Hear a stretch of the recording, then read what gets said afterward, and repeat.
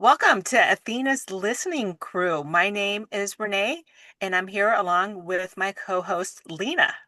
Hey, Hi. I am so excited that we are finally doing this. This is something that Lina and I have been talking about for a while, so I'm super excited that we're finally here starting this off on our very first episode. I don't know about you, but I am super excited about this one. Yeah, me too. Me too. A little nervous, but it's good. Yes. You And did. we actually did a little breathing technique beforehand to calm down because even though I have done stuff like this before, I was actually getting nervous too. But I totally in a lot better mindset now. Just some deep breathing. It was good. All right. Well, this for our first episode, we're just going to kind of talk about like what Athena's listening crew is all about, how it came about, and kind of like our stories, and also just kind of what to expect moving forward with the our future episodes. So you want to kick us off about kind of what ALC is about, Lena? Sure. It actually from us talking to each other, we met each other at where I work and just came up about this whole listening concept of wanting to just create the space where, especially for women who are so busy and they think if we could just provide a vehicle, vessel where they could just come in and just unleash and just discuss whatever's on their mind, whatever's in their heart, or whatever is ramping up in them, and just have someone at the other end really listen in on what they have to say, like a sounding board. And from that, how it can just, we can re-regulate like our bodies are nervous and connect back our mind and our body together, and with that we become way more productive because we release something and ideas spawn that way. We Because once we feel heard and validated, it's like it clears the energy in the air. And so as we were discussing more and more, it then just turned into where like my personal experiences I share with you is like I'm trying to launch into my own thing. And being an entrepreneur for me is a very scary thing because I don't have any experience in it. It is. Yes. Yes. And so you, Renee, had a lot to share on that end. So it's like out of that came like, well, why don't we have a listening circle, a listening crew where we can do this, where we can have women entrepreneurs come in and share experiences. Definitely, because like when I started, I have my own business, and when I started it, for like I was always running into roadblocks, wishing I had someone just to kind of like brainstorm with or someone just to vent to. And when you are starting your own business, especially from home, and you're like, there's no one else around you, you become very isolated. And just having someone to go, having that space where you can just speak or just vent, someone who, to people who know where you've been, have been there as well, and just can listen and or give advice if that's what you're wanting. So that's what really how Athena's listening crew came about. It's really about just holding space for women in business, both personally and professionally. So the more we were talking to each other at work, we both had these ideas before we even met. And then as we started talking, we found like we both had these ideas. And so we started just merging it together, and just this beautiful thing just formed out of that, of just women talking. This amazing thing just happened. Exactly, exactly. And like I have learned so much from you just from, you just have a different like the logistics and the different platforms and where you can market and how you can do this. I mean, just a simple thing about I was like, I don't even know how to just even get an LLC. I would hear people saying, "Oh, it's easy." But you helped me with like, yeah, you go here, you do this and then the tax, and then it was just a lot of information, but it would, even though it can be over, but just having that conversation, and it was just you helped simplify it, break it down for me, and that in itself, and I think that these are like 10-15 minute conversations we'd be having, so within Yeah. that spawns all this other great stuff that helps me then be like, oh, okay, and it chunks it down for me where then I don't feel like, oh my gosh. Yeah, not so overwhelming. And then for me, it was a fresh set of eyes that came in, that because it's something I have been so involved with for the several years of my own business that I start when you get so involved, you get kind of blind to like other possibilities in a way because you're so married to what your idea is and your topic and everything around it. And then you've come in and you've like pried my eyes open, like you question things. I'm like, oh, I've never thought of it that way. And it really helped having those fresh eyes.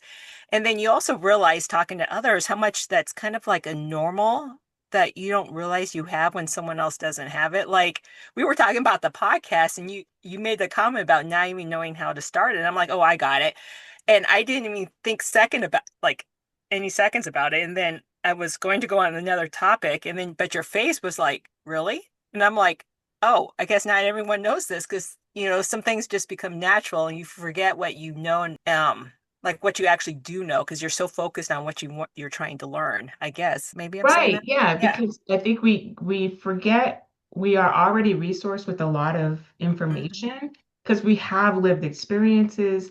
We do things as women that like we're known for being great multitaskers. Like we can do Hmm. kind of all the things Yeah. and we take a lot of these things for granted or we minimize it thinking these are just they're not skills, like they're just what we do. And but Yeah. I have to be this way. And it's like, no, you take what you already know and we can expand on it because what you already have and established and from being a woman and doing all these different things, it's there's already a rich embedded resource within you. And it's just a matter of pulling it out and recognizing it and then building on that.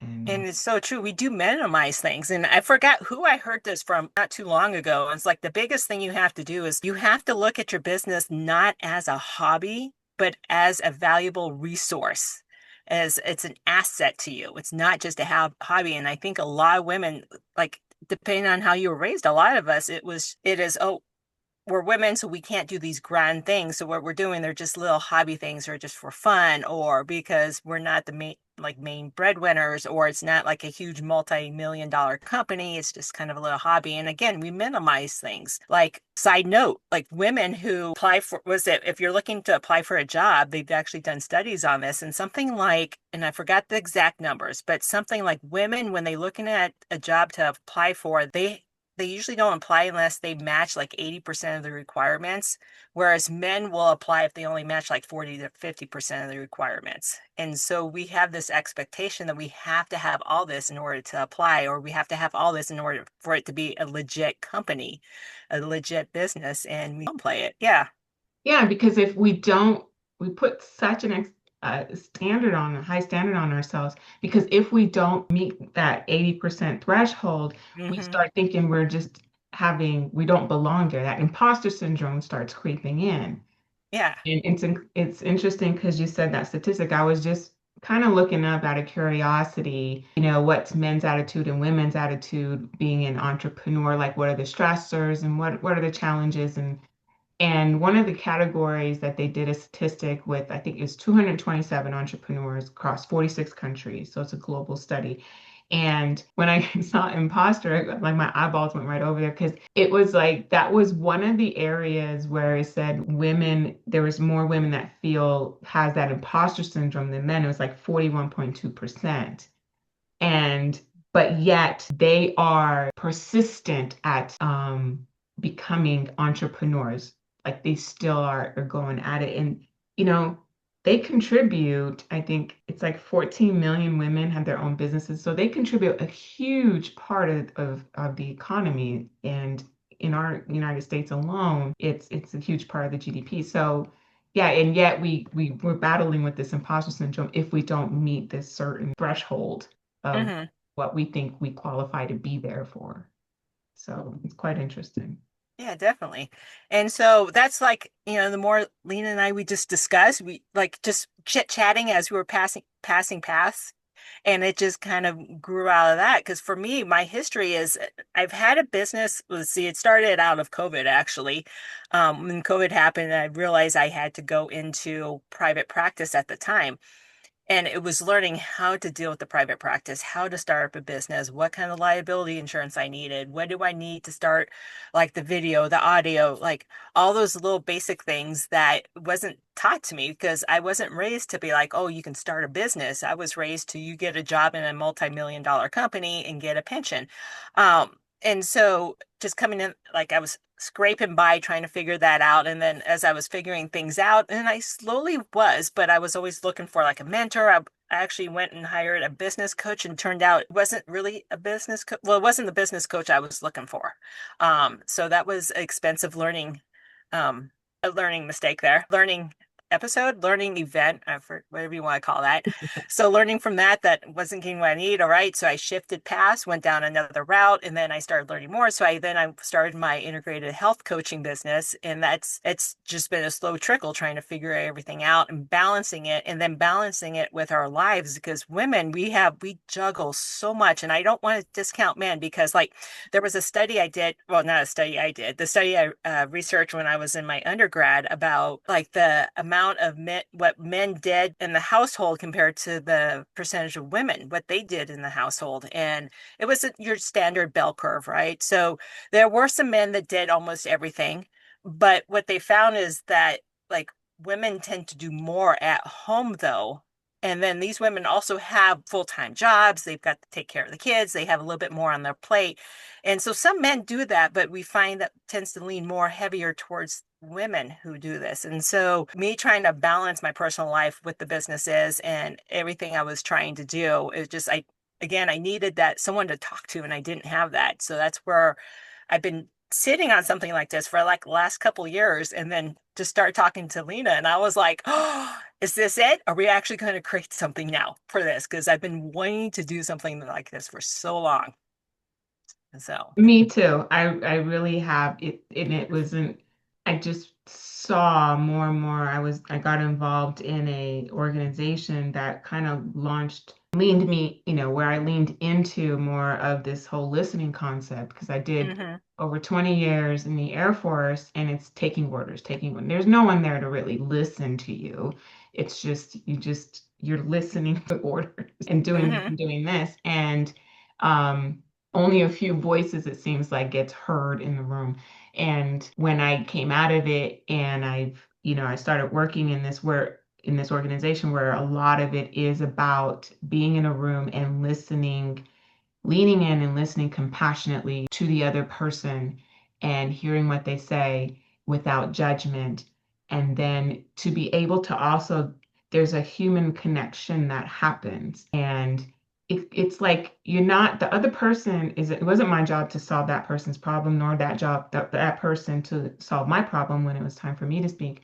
It was because of us being able to um, do this exchange of listening to each other, like you said, Renee, it kind of spurned more ideas in our head, and it helped us solve. We came into, problem solution mode. And so it's a powerful, powerful tool.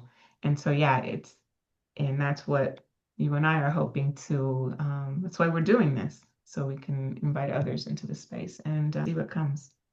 yeah. And so our goal for this podcast is to have kind of a mix of episodes of just Lena and I talking about different topics, and a little bit more on education. And we definitely want to do a lot more interviewing. So we're reaching out. We want to interview women business owners as well. And so we're going to be talking like the education aspect. We want to be talking about some basic business 101 stuff, self-care, burnout, dealing with burnout, knowing self-worth, like the imposter syndrome that you brought up earlier, creating boundaries, like focusing on your physical health while you're dealing with all this as well. Startup resources. Think what else did we have on the list? A lot of it was starting a business too, like the basics, marketing, funding. Right. And how to get yourself surrounded by a supporting team. If hmm you're going to need help, you might want to start, you're launching on your own, but along the way, you're going to need some help. And what do you look for in others to help support you? And that, kind of probably goes under the realm of boundaries and stuff, and not, and being able to put together a team, and recognizing each of the person's strengths, and then collaborating, and then partnering, but yeah, and also just all the while kind of maintaining balance within yourself, not losing yourself, because women do tend to, and any person of really real big ambition, tend to just go into it, and then even when the business itself might be about self-care or might be about helping others, we lose ourselves in it and kind of neglect ourselves. So it's kind of like finding,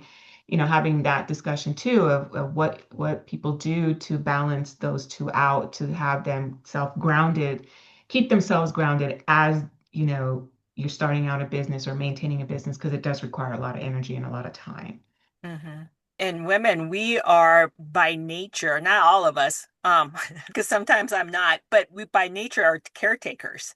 Yes. And so one of the things I learned when I was doing behavioral health in a medical setting is I coined the term mom syndrome. And this was back in like '08 when I started seeing all this, is women, we have a tendency to take care, like focus on everyone else, taking care of everyone else, taking care of the business, taking care of the family, taking care of our partners, taking care of friends, taking like we're so focused on making sure everyone else is okay that we tend to forget ourselves and then our own health starts to decline. So that's kind of the hope with this as well, is talking to other women business owners, how they go around, like how are they dealing with that? What are some of their strengths, their where they found resources, obstacles they ran into. So knowing that you're also not the only one, because I tend to see that a lot, that we feel like we're the only ones dealing with these things, that, Jane or um Lena over there has it all together, that, she's doing amazing. And we all have our own kind of mini battles that we're dealing with, and you're not the only one. So that's why I'm really hoping this will shine that light that you're actually okay. What you're struggling with is completely normal and you're going to be fine. Just having, Right. It's yeah. it's a complete myth that you can do everything, you can do it all, you serve a bunch of different roles, absolutely, but it's okay. You cannot, it's normal. If you cannot do it all, you cannot put 100% each role as a business owner, as a mother, as a wife, as a daughter, as a whatever. Mm. You can't do it. And but how are folks managing that? How are the women managing it? How are they carving out time for themselves? What advice do they have, and how do we come overcome some of the challenges, and how do we keep connected with ourselves, and listen to our bodies? I mean, what are the signals our bodies are sending off? All these things are really important. Yes, because our bodies tend to yell at us and we tend to ignore it a lot of the times. Yes, So listening to what our bodies are telling us is really important. yes, yes, Right. absolutely. All right. So It- just to but Renee, should we just give a little bit of our backgrounds? Oh, yeah, let's go down that route. All Yeah. right. So I am I don't want to say by nature. What is it? I always forget the word. I always come up with the cool word and forget it. As you guys will probably soon learn, I am your typical ADD person where like squirrel, you can distract me, right? But my core is I'm actually a licensed professional counselor. I've been licensed for over 18 years. So that was where I started everything from. And I started off going into my internship, and then after graduation I went in working with integrated behavior health, which was working in a doctor's office dealing with the patients and the doctors with like my whole mind and body connection. So dealing with like diabetes, high blood pressure, stress, anxiety, depression.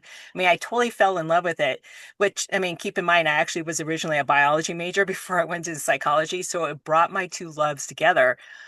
Fell in love with the body and mind, the mind and body connection, and then went on, became a personal trainer, certified personal trainer, health coach, nutritionist, because I really love working with people and just that, keep saying it, the whole mind body connection. So I started working with doing that for about 7 years, and then actually started working with the military. So been doing that since 2014. I love working with the military, and that's how I met Lena, working together. But on the site, I've been wanting to really kind of push this whole integrated wellness coaching, because I just feel like I love counseling, but I feel like my passion just is more into the mind and body coaching aspect. So that is something I've been working on for the last couple years. I also have an MBA with an emphasis in finance. So I bring a lot of that into trying to figure out how to run my own business, how to help other people. And what I found is that we tend to use different behaviors in different aspects of our lives. Like a behavior that makes us successful in one area, we don't apply it to another area, which, and because we think, okay, how we apply to, let's say, our health, physical activities, right? We don't use that same mindset with our finances, because they're in, like, I think we automatically just divide those two things as being completely different. And what I found is the same behaviors can be beneficial in both areas. And so finance and career, professional, actually bring a lot of that into my coaching and also my counseling practice as well, is because all that impacts of who we are. And I just went off on a tangent. And I just realized that I don't even know what path I'm on right now. But you can just get me going on all these topics. I love the whole mind body connection. Um, and so that's kind of where I'm sitting right now. So my really focus is to do the integrated wellness coaching, to integrate both like some life coaching, getting your life more in balance, especially for active, busy women. We've got so much on our plate that it's easy for us to forget to take care of ourselves. Like I talked about the mom syndrome. And I'll be honest, I am no different. Like I've had Lena call me out on a few things. Like, and I've had clients call me out on a few things because I am like, as a coach, we are great at helping other people, but we always kind of forget to listen to ourselves because we're so focused on helping others. Again, another tangent, but that's kind of my background. Going more into that route. Anything else I need to bring up on that? Am I missing something? No, I think you covered the gamut, but if anything else comes up, feel free to join, like interrupt me. I'm just gonna go into a little bit No. more about um Oh, yeah. and a side note, and I'm doing all this living super tiny. So I have my own obstacles of trying to be healthy and active too, because this is like most of my whole living room right here. Anyways, I digress. You'll find more out about that later. But okay, Lena, tell me, let's talk about you now. In other words, we're very much human beings with our own set of flaws that we are working on. So, by all means, we don't have anything, we don't have everything figured out. But yes, for me, thanks, Renee. I come from really an intelligence background. So a lot of analytics, linguistics, a lot of in the head career. So I was 21 years in the Air Force as a Korean linguist and really kind of because I work in secured areas, so it was 21 years of working in an environment without a window, and you get kind of really consumed in that world. It's funny that you say mom syndrome because later on in my career, as I became in a leadership role, I did battle a lot with as it's known, military is male heavy, is men heavy. And in that field too, it was very male dominant. And even though I was accoladed for the way I led my airmen and how I took great pride in how I could take care of them beyond their job so they can do their job well. Because that Hmm. meant they had to be good, which meant they had to be good at home. They had to be good at where they're at mentally, physically, so I can have them fully present and do their job because what we did was extremely important. And so I had them so I took care of that. So I got the mom title because it's like mom this, mom that.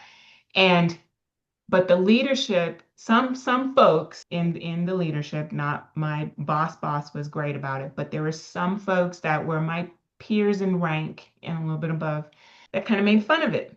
Hmm. That was like, oh, she's a mom. And I remember this one particular person, because I was up for promotion, and that's when at that level other people get together in a group and they what they call stratify. And what feedback I got from that from somebody else was, oh, she's too much of a mother. And I'm like, well, way to take a word and make it into a negative connotation. Wow. And so there's just a lot of mixed messages around it.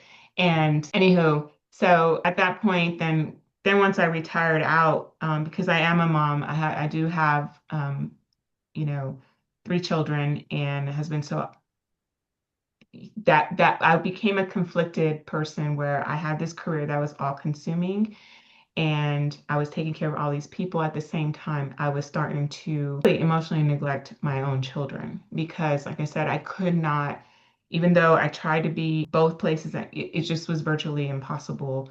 Um, Literally, really impossible. So, anyways, that led me into deep self-reflection on myself, a lot of work that I had to do on myself. I'm also a combat veteran and just had to take 5 years really after retirement to kind of figure out what it was I wanted to do. I do have a master's degree in counseling with the cognitive and health and wellness.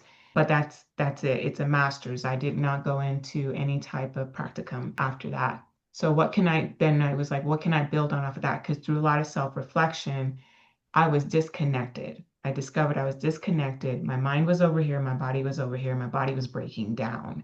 And it broke down to tell my mind, listen, you need to do something. So, anywho, that led me to then, go into an organization called Healing of Memories to become a facilitator. And through that, with the storytelling, which is encompassing the whole compassionate listening, we incorporate all of that, engaging through that. And through that work, because I also have to be a participant in that work. There was a lot of work on myself, and that's where the whole listening concept came in for me. And now it led me on the road of therapeutic coaching. So I'm going through a certification program. It's like almost a 3-year program to become a certified therapeutic coach. And that's going to require, if I want to keep pursuing given what's out there in the current environment, it looks like something I'm going to have to become an entrepreneur. I'm going to have to launch my own practice. And this is where, I don't know, the universe aligned where I got to meet Renee, because yeah, I was just in my own head about like, oh my gosh, I could do the work, but this business side of it, oh. And that's when then I heard from other people, in this field that, yeah, a lot of people will go for the coaching certification, but then it kind of just, they wind up doing nothing with it because of just the business aspect of it. Like, Hmm. so that's just a bit about me, and why I'm here with Renee and why we're both here. So. And you're getting close. You're on the final stretch of this coaching program. So excited for you. You're getting there. Yeah, so Yay. becomes the planning stages, right? I had to figure out a name and how to do an LLC, and like I got to figure out a tag, like, yeah, the logistics behind it. So going through that journey right now. Which is actually cool to see from this side because me of already going through it, watching, like, I get the biggest kick of watching people grow. I mean, obviously, that's why I'm in this field and we're in the field is to help other people. And so I get the self-satisfaction of kind of helping a little bit, like knowing that I'm a part of someone's growth, but also seeing people grow, seeing them go through the process of trying to, like, for you, trying to figure out how to start this business. And I'm like, and then what you bring to the table, which is really great because with that too, you're bringing stuff to the table that I don't have. So I'm still learning from you too at the same time. Even though I'm helping you, I'm like still learning from you as we go through this. But It's funny you say that because I feel the same about you. yeah. I'm like, I'm learning. I stared at you the other day and I'm like, half the things that you said are so new information for me. I wish So there was an AI that lived in my head that was like actively taking notes. So yeah, I was throwing out all these names like she would know what I'm talking about. I'm like, but oh, it's not many really good people know that information. yet. Yeah. Because it's something that you walk to. So it's like, yeah, I think you'd become like a mentor of mine. So So no, but great. All right. So I think we're good. We're gonna kind of wrap up the first episode here, but stay tuned. We're definitely gonna have a lot more coming out. And I think if I recall right, and I could be wrong, we're probably gonna shoot for like maybe twice, like every other week, an episode every other week like for twice a right month. now. Yeah. Yeah, twice a month for right now. And if if there's a topic as we start going through, if there's something you want to know more about, definitely email us. You can email us at speaking of Athena, 'cause it's Athena's listening crew. Do we want to talk about why we came up with Athena? Because we Yes, came up yes, with good. several names, like I've really seen cool them all. names, and all of a He's sudden, like, neither of them are named Athena. Where's this Athena coming from? Yeah, okay. yeah, right. This time. And then when we just settled on Athena, both of us were like, yeah, that's it. We didn't even have to, like, as soon as it popped up. And I want to say, and I don't know if I found it because we had something else first, and I can't remember, I don't even remember how it even came up. Um, Yeah, I think we went through a bunch of like we were trying to look for women empowering names, hmm and we came up with, I think first it was images, and then it was like a name, and then it was like um Queenies. We came kind of up with Queenie, like, Queenie, and then Thena, because it's so funny. I can't even remember. Like you brought it up and it just I dinged in on it because I'm like, because I went to a women's retreat and we get to pull cards and stuff too while we do and I kept Thena came up for me. And I'm a Gemini that and so I always just say there's Lena and then there's Mina because I had this really anger side of me. And so it helped like for my husband to name it. So we called it Mina. And then I remember when I drew this card, it was the goddess Athena. And I was like, I came home to my husband, I was like, I found that there's a third person within me. But we discovered, you and I, that Athena actually is a very powerful goddess warrior from the Greek mythology. And you said, Renee, she came out of Zeus's head. Ed. Yeah, So so I'm listening to the book, is it Mythos? And it's written and narrated by Stephen Fry. I'm sure you've probably seen him in a movie or a TV show. But you'll recognize his voice, especially if you've ever watched um Hitchhiker's Guide to the Galaxy. You'll like totally recognize the voice. But one of those mini chapters, he talks about the biggest headache of all times and and the whole story leading up to this. But basically, what it was is Athena was born, I guess, according to this chapter, born out of his skull, that they had to split his head open, and that's how she came out of Zeus's skull, and that's how she came out. Um, and I think if I keep reading this, if I'm down the right path, this is going to be she's basically one of his children that was the only one that was born out of him, basically. That it's the only child is going to be the child that takes him out because with her strength and her wisdom. But yeah, so she's the goddess of wisdom, the strategic warfare, not chaotic, but the strategic side, and then handicrafts. So it's just yeah. exactly. She is the goddess of logic. She is, like Renee said, wisdom. And yeah, she's and full of reason that, a lot of times logic is credited toward men, but she cracked open Zeus's skull is what I think of it as because she's just such a warrior. So I think she just came out as a really powerful person, and she usually has like her animal companion is an owl, and Hmm. owl they have really phenomenal night vision, and they can like pinpoint to like a mouse, and because they're great predators, but they are a symbol of wisdom, and I think it comes along with the side of Athena, but it's the owl that can kind of see when maybe we feel lost or in the dark, whatever, but with the wisdom of all of that can help us like get through that night and kind of be able to see what we didn't think we might have noticed before. So Yeah. just that was yeah, I think we agreed That's it was a really interesting. cool, And cool. owls have really cool legs, by the way, and I'm pretty sure you've all seen them, but that still trips me. But anyways, yeah. So that's kind of how we came up with Athena's listening crew. And so as we move forward and we start talking about the different topics, if there's something you want us to talk about, definitely email us at athenaslisteningcrew@gmail.com, and we'll definitely have that in the show notes.